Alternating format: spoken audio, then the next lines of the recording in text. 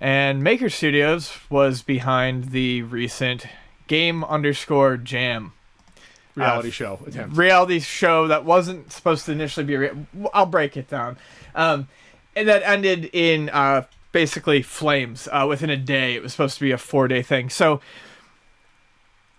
in case anyone's not aware of what a game jam is, briefly, a game jam is when a bunch of developers, coders, artists, and musicians get together, usually in a physical space, but not always. Sometimes it's organized online, and it's for a set period of time, usually say anywhere from 1 to 4 days, and it's a fun, creative, relaxed space where these people can get together in groups and prototype a game. And they usually do it in teams, and it's not always competitive, and they show off the spoils at the end. And it's great for networking. It's great for socialization in an industry that is constantly seen as being antisocial. Gets different people working together. Diversity is always big, so it's always, all genders, all races. And, it's from the accounts of everyone who's ever been to one, especially some of the better ones like Train Jam, it's a very special thing to be a part of and go and see, and it's a lot of fun. A lot of late nights, and some really cool and interesting ideas come out of it. You might create something you never would have on your own, right. Obviously. So that's the basic gist of what a game jam is. Now, of course, as game jams get talked about more and more, there is a growing audience who wants to see it, who's maybe never been part of one. They want to get an idea. So Polaris and Maker had an idea, and the seed of the idea was good. It was, get some known developers together, and we're going to make a game jam documentary, is basically what it is. And they're going to film, they're going to get 4 groups together, and they're going to film for 4 days, and at the end, there's going to be 4 games that people can play, and you can watch this game jam happen. Sure. And that sounds pretty good. And things slowly get out of hand. Branding gets added on, which, to be fair, was probably expected. It was by most people who participated, and if you read their articles. But it slowly turned into a documentary to a reality show. Now, you say slowly. When this was first conceived, it was thought it was going to be a documentary. It was somewhere along the line, it was a conscious decision made to make a reality show. And then they started working game show type elements into it with prizes and competition. Basically, it wasn't just going to be a freeform game jam. It was going to, have structure, and there was going to be competition and prizes.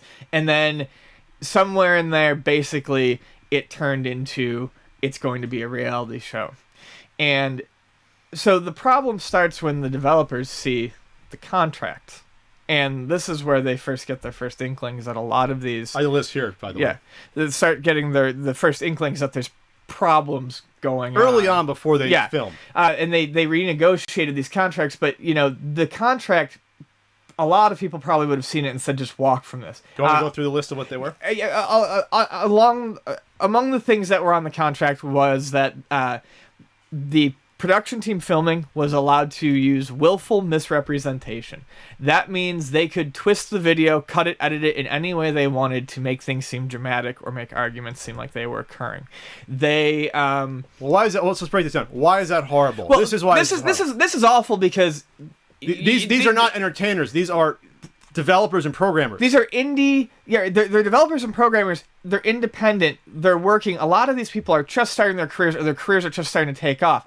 And the willful misrepresentation bit, could totally screw them. Yeah. And make them look horrible, and it wouldn't have been because of anything they did. And I mean, you're potentially ruining these people's careers. Yeah, because if say you're a developer, you go on a reality show, and all of a sudden it makes it look like you're an ass or you're hard to work with, then other people don't know that it was edited weird or things are taken out of context. All of a sudden, no one wants to work with you. Right. All of a sudden, you have burnt bridges you didn't know you burnt. Right. So that's the first thing that's horrible. It's one thing if you're John Tron or Angry Joe or any other personality associated with this project that you can get away with that maybe as an entertainer. It's still dicey, but at least you're an entertainer. Your livelihood's not based upon working on collaborative projects with other people, showing you working in that genre. Game of jams game are supposed to be about inclusion and making contacts and friends and having a good time. It's not supposed to be about burning bridges, and it's not supposed to be about drama.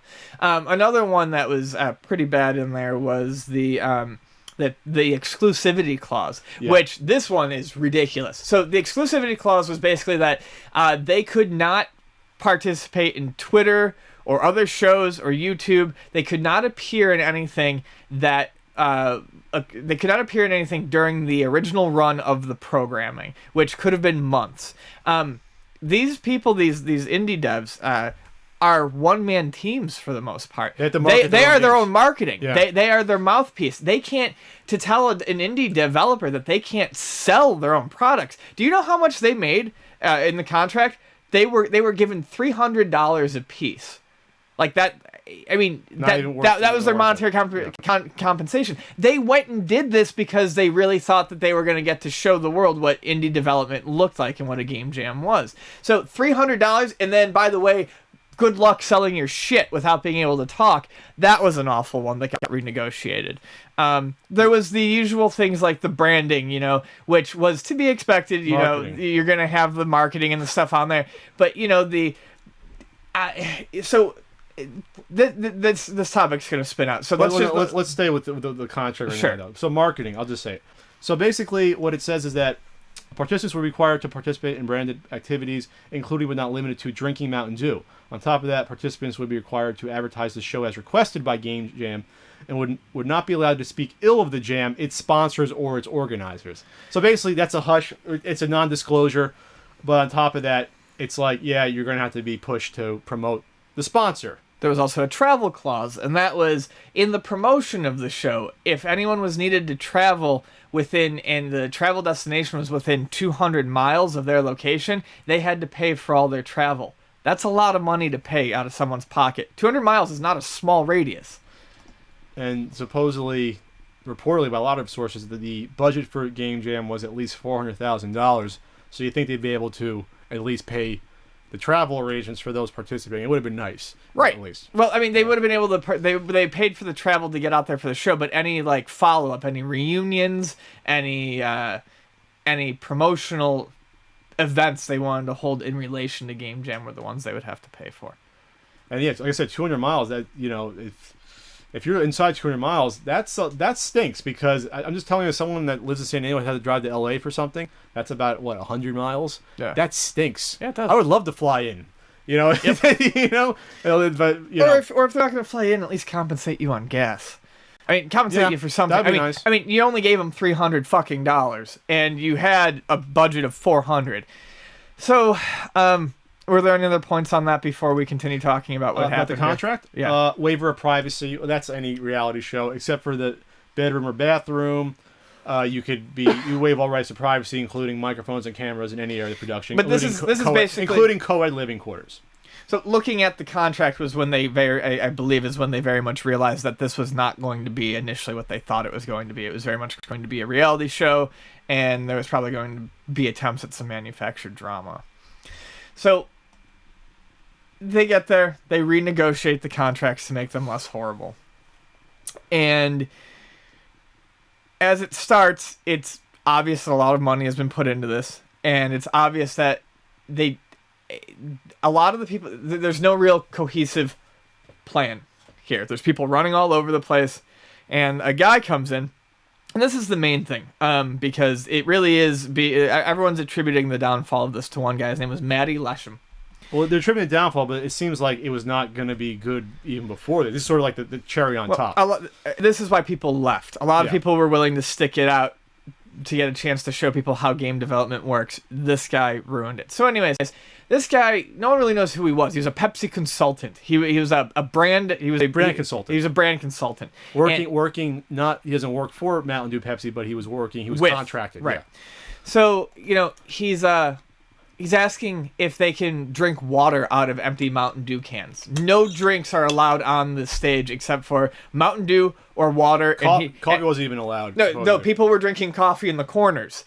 You had to make sure that your Mountain Dew can was faced out. I can only imagine I don't want to say embarrassment because that makes it sound like they did something, but just how uncomfortable it must have been when they had to go through 3 or 4 shots because they weren't clapping loud enough for the year's supply of Mountain Dew that they could potentially win. Well, let's slow down a little bit about what the difference between sponsoring and branding.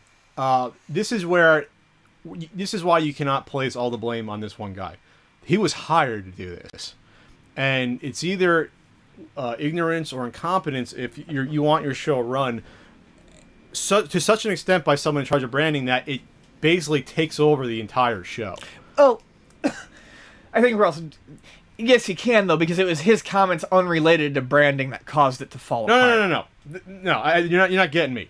It's one thing to have your show sponsored by Mountain Dew. It's another thing to have all your contestants only drinking Mountain Dew. I understand There's that. a huge continuum between sponsorship and blatant over-the-top branding and to the point where the integrity of your show is called into... Yeah, there's a whole chain of events that lead to what made it fall apart. But it was the guy's comments that we will get to that caused people to say we're done. That was sure. I'm trying to focus on the fact that how out of touch are you that your prizes to these indie developers is Mountain Dew or trips out to the Mountain Dew like Brofest or whatever. Right, or the best one is they can get, what was the one they can give them, they can get them in on the Microsoft Indie Developer, which all of these anyway. People either had or could have gotten within a phone call or two. It's not a prize. I mean, that's not a prize. I mean, I think the people who put that together thought that they were working with like, I don't know, what, high school kids who just got into it? Like, none of these prizes were things that these people won.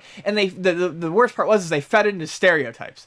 I mean, a year's supply of Mountain Dew, this isn't like the 1980s stereotype of the all-night coder making his BBS, chugging Dew and Jolt Cola. I mean, it's fucking ridiculous. And then you're going to fly them out to an extreme sports brofest with some shit, man. These people couldn't be less interested in that crap. But they wanted to stick it out because they wanted to show. So, anyways, it starts, and they realize very quickly that they're not going to have a lot of time actually dedicated to the game jamming itself. There's stupid contests, little arts and crafts contests, which no one has gotten really into. The first contest I read was that they were tasked to make a Let's Play video. Yeah, they were tasked, right. Which is less like, what the hell does that have to do with your game development? To me, that's someone from Polaris or Maker said, we have to have this contest to basically show off one of our flagship brands of our MCN is that we do Let's Play shows with to incorporate that into the contest. This topic is so big, I feel bad because it's probably going to come across as a little disjointed, but let me go back a minute too. The reason why they would have done the Let's Play contest is these teams were formed. There was one indie dev leader chosen. Okay, here we go. And then the indie dev leader got to pick two other people that they wanted to work with that were indie devs, and then Maker Studios threw a random YouTube personality in each team. From their network. Like JonTron was one of them. Right. Yeah. So, this is probably why I think they realized early on, and from what I heard, the YouTube personalities were pretty nice about being like, we can't program. Yeah. We're all here and this is all weird, so we'll help with voiceover work or, graphic design. Or some theme design or something. Yeah, I heard most of them were actually really humble about the fact, like, we're out of our league here. So I think that's why Maker Studios had them do this sort of shit. It was like, well, we've got to have the YouTube people do something. So let's have them crack jokes over a video game, for a while. But that may not mesh with personalities. I think it shows a lack of understanding. It does. With personality types too. Because and I'm not saying all, but a lot of game developers and coders that I've met have been very laid back, nice, chill people, whereas a lot of YouTube personalities I've met are boisterous and way more forward. Again, that shows a lack of understanding of who the people they're dealing with and why it's a reality show in the first place. Then. Right. So you're already putting these people off their game as is. Yeah. With the branding and everything else. The bright lights, cameras in your face while you're trying to code and think of a game idea. That's not probably easy to begin with. No. This really needed to be set up as sort of a capture them in the moment, sort of thing. Gorillas in the mist, just Gorillas in the mist, yeah. It needed to be it needed to be shot in the mist. It needed to be shot from afar, and so they, the team that wins the challenge gets some lawn chairs to put on their fake trailer lawn or something like that. Like, they're upgrading their domicile. They had green colored Mountain Dew lawn chairs. Like, I'm just thinking to myself, I'm just saying, like, again, there's a difference between sponsorship and total branding. ESPN Sports Centers are always sponsored by some entity, whether it's Burger King, Coca-Cola, let's just say, or a movie. You don't see the anchors on ESPN holding cups of the sponsor or have the colored chair or desk of their sponsor. There's sponsoring is fine. over-the-top branding is ridiculous in any way. And I'm not blaming the developers. This isn't their world. This isn't their world of where the money's coming from to create this. But at some point, you have to at least hopefully think about some sort of. This goes to everyone involved. And I'm not trying to cast aspersions, but you have to realize what you're getting involved with, and how it can make you look. Some degree. To some degree. And they did, and we'll get to that point, and they backed out. But I also don't think there's anything wrong with them wanting to get a shot at actually showing game development on a big screen. No, that's fine. But they wanted to put up with some. They were willing to put up with some crap to get that message across. But that contract's a huge red flag. Well, right, it is a huge red flag. And even if they changed it, that's the original. Even if you get a contract and change, there's always the original intent behind the contract. You look at that, and the original intent behind that contract was aggressive, and we can make you look like an idiot for a reality show. That's basically what it says, and it basically means that what you're doing on this show, your actual game development, that's secondary. The important process of the game jam and what it means and the inclusion, to them, that's nowhere in those points in the contract. That's totally not there. So these people are not people who would want to necessarily create drama out of nothing. And if there is drama, these are people who are going to be fairly level-headed about it, and they're going to want to try to attack it privately and get the matter squashed. There's the story that happened, and this is where I think people really started to realize what this show was going to become under Maddie's leadership, was the team with Zoe Quinn and JonTron. Zoe Quinn and JonTron had a bit of a disagreement on something, and they said, you know what, we don't want to distract the rest of our team or anything, let's just go outside and talk about this like adults. And as soon as their feet hit the floor and they tried to go outside, cameras swarmed them. And by the way, this was all reported by Jared Rosen, who was a reporter that was on scene, who wrote a great article on it, and who was actually momentarily, it seemed, fired from Maker on Monday before they quickly said, no, you're not fired for pushing this. That aside. So, the cameras tried to follow, and they're like, no, we're not going to do this. But they're so desperate for a dramatic angle that after, Zoe and John had gone back, they later on cornered JonTron in a room and tried to get him to say something, like egged him on to say something bad about Zoe Quinn, and he wouldn't. Because, I don't know anything about these YouTube personnels, but at the end of the day, I'd like to think they're all decent people, and he seems like he was in this regard. He wasn't going to play it for drama. And I guess he was furious about it afterwards. So I would be. They want to misrepresent me. Again, these are people's livelihoods. Right. So, right then and there, I think people started to realize there's problems. The big issues came shortly thereafter, and that was they're in the middle. They're actually finally allowed to do some game coding. Maddie goes around with cameras and starts asking one team, do you think you're at an advantage because you have a pretty girl on your team? And everyone shut it down until he pushed a little bit further. Did he say advantage or disadvantage? No, he says advantage at this point. Okay. And I believe her name is Adriel, said that was an incredibly inappropriate line of questioning. Now, people need to understand that, especially in game development right now, the matter of gender equality and representation of women and minorities is a very big and a very important issue to get the game development industry's stereotype of being a boys' club out of it. So she flipped. But she held on for a moment, and her team held on for a moment.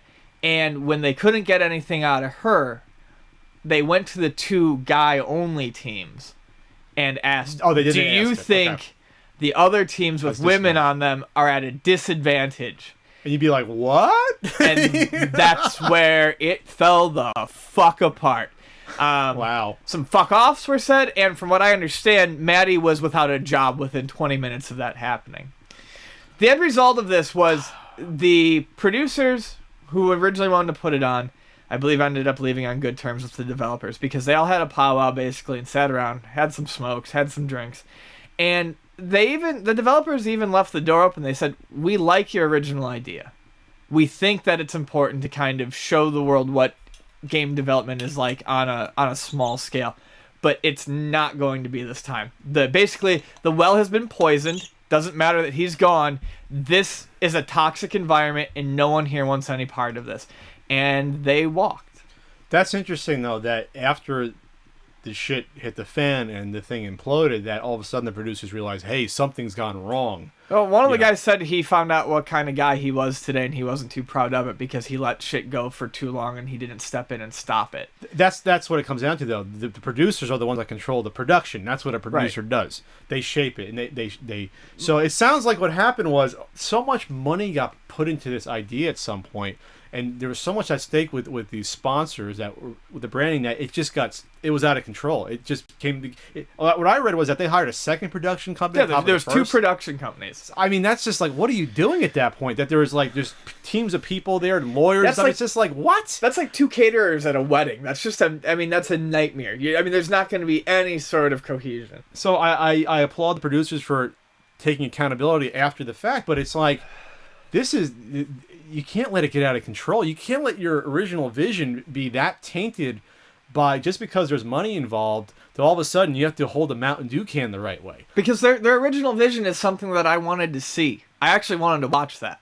I really did. I wanted to see it. I thought it would be fun to see a game jam televised, 4 days of it recorded, and see what comes out of it. And you can have a competitive nature. Who has maybe the game that's the best or most entertaining? Sure. I mean, a lot of people, have been talking about are like, well, game jams aren't even necessarily competitive, and I agree with that. But I don't think there's anything wrong with putting a little competition in it. That's fine. Sure, that's fine. That's okay. And even a lot of the people who are involved are like, a little bit of branding is fine, or sponsorship. But put the sign in the background. But what I mean? Put the Mountain Dew sign. The fact that they had to hide to drink. I mean, he was even unlabeled water bottles that Maddie was running around and just ripping them off the tables. Like, no, Mountain Dew is not actually what people drink is like lifeblood. I mean, I don't know where this stereotype started or how it keeps getting perpetuated, but I mean, people want to drink things other than high fructose corn syrup. There's a funny YouTube video someone posted. I guess it was E3 a few years back, where it's this promo video that was put together. It's almost a parody. It's so embarrassing. They hired this cute blonde model to go around with it's like the green special edition gamer fuel at E3, and she's like, yeah, this is the best, and getting people to drink it in gamers. And at one point she actually goes up to Jeff Keighley, and exactly, and then they actually intertwine arms and drinking together, and the look on Jeff's face is almost as if like, yeah, he knows now he's a whore, but he's going along with I'm a dead soul. Yeah.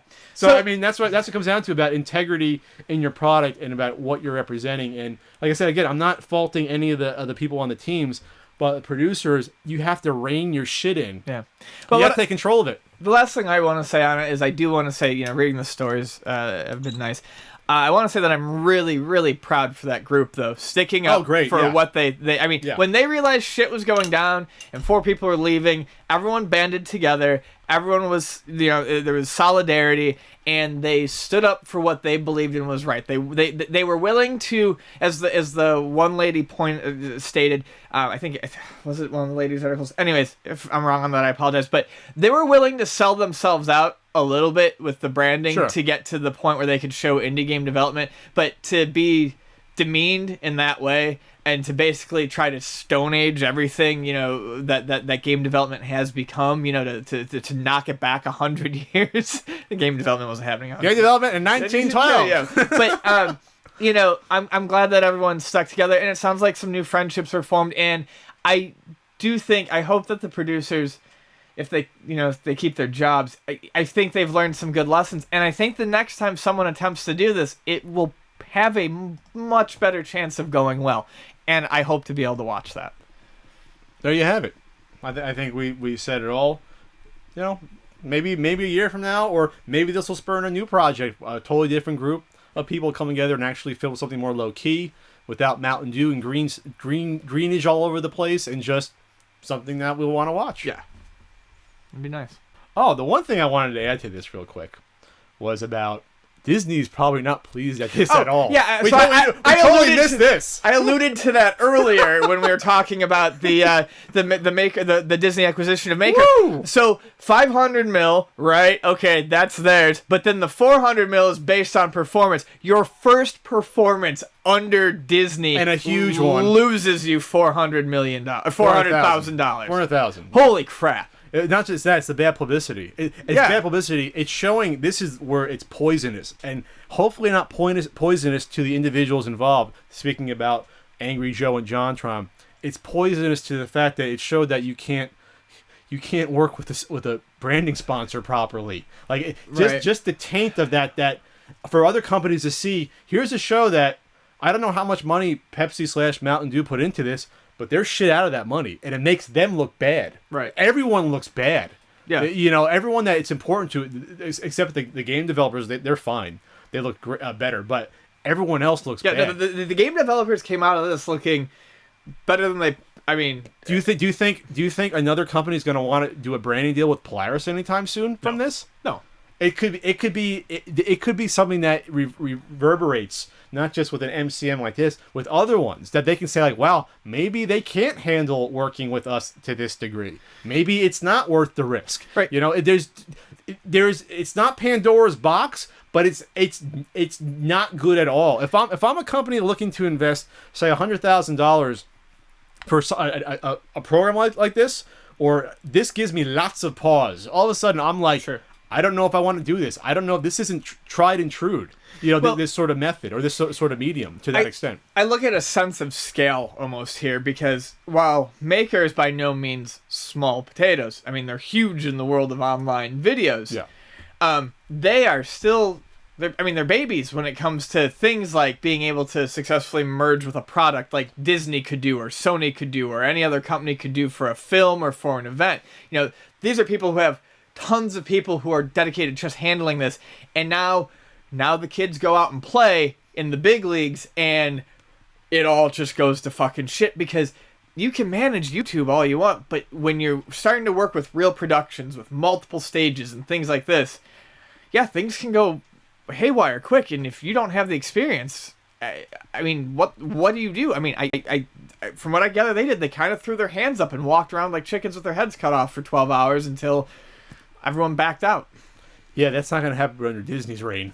Well, no, Yeah, I mean, Disney won't allow that. I mean, Yeah. which means that a lot of people are going to get shuttled around or shipped off, Yeah. and that sucks. But yeah, you know, I mean, you know, it is. It's like getting called up to the bigs. You know, you have to start playing like a major league ball player. You have to look like you belong. And in terms, Did you hear how uncomfortably that sports metaphor right? came out of my mouth? I was like, Hey, you've watched choking on this. You've watched the Bills lose a few Super Bowls. You're a Fuck sports off. fan.